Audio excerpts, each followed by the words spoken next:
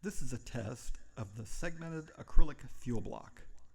We are seeing if we can use these for MHD research on our plasma rocket engines.